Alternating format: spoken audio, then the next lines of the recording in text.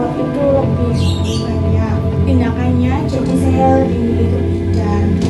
Kebetulan waktu kuliah itu ambil D3 kebidanan di Rumah Sakit Terus Malang. Mbak ya, diperiksa dulu ya di depan sini. Saya melanjutkan pendidikan lagi S1. S1-nya saya ambil yang di Kediri, sekaligus profesi bidan. Setelah itu baru saya coba cari-cari pekerjaan di mana. Alhamdulillahnya udah dapat di sini di klinik intensiv S7. Kita sudah dulu ya, nanti di kamar di situ. Nanti kalau sudah semuanya kasih tahu saya. Untuk pengalaman kerja sendiri di sini sudah lebih 2 tahun lebih, 2 tahun setengah mungkin di sini. Kalau saran saya dipertahankan aja ya Mbak ya. Soalnya kan Mbaknya kan juga umurnya masih 19, sekitar 20. Kalau motivasi tergantung dari ini sih, minat kita sendiri. Kalau misalnya kita emang tekun, emang kita serius dalam bidang apapun itu, kalau kita jalani juga pasti akan ngalir dengan sendirinya.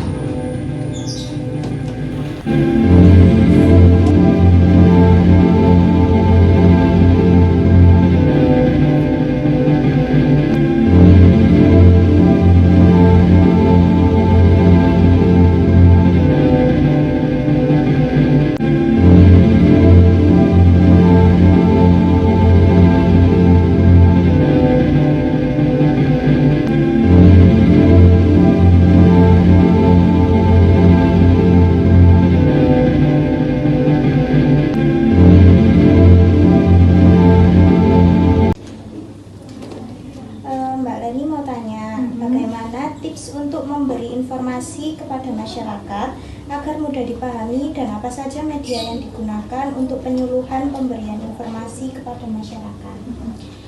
Kalau untuk memberikan informasi ke masyarakat kan kita sebagai orang medis itu kalau bisa jangan memakai kata-kata yang medis juga. Biasanya orang awam itu susah ngerti maksud kita. Jadi kita gunakan kata-kata yang kayak kata-kata biasa gitu. Jangan pakai istilah medis. Kalau untuk medianya itu bisa kayak kita langsung ngomong gini, atau bisa pakai leaflet gitu, atau pakai lembar balik juga bisa. Baik, terima kasih. Ada lagi, menurut Mbak Leni, adakah kendala dalam menjalankan pelayanan kebidanan kolaborasi? Kalau untuk kolaborasi itu kan berarti kan tim. Jadi kita itu kalau tim juga benar-benar harus secara tim. Kadang ada juga tim yang kayak nggak bisa dia bekerja secara tim. Ada yang seperti itu, yang kalau seperti itu kayak bikin kerjaan kita kan malah double. Misal dia kayak males-malesan gitu, jadi kita yang ngerjain sendirian, jadi kayak nggak ada kolaborasinya. Padahal kalau kerja kayak gini ini kayak tenaga kesehatan kan harus secara kolaborasi. Oh, baik. Satu lagi, sebagai bentuk tugas mandiri dari seorang bidan pelaksana, bagaimana pelayanan yang Ibu berikan? Oke, saya lanjutkan pertanyaannya.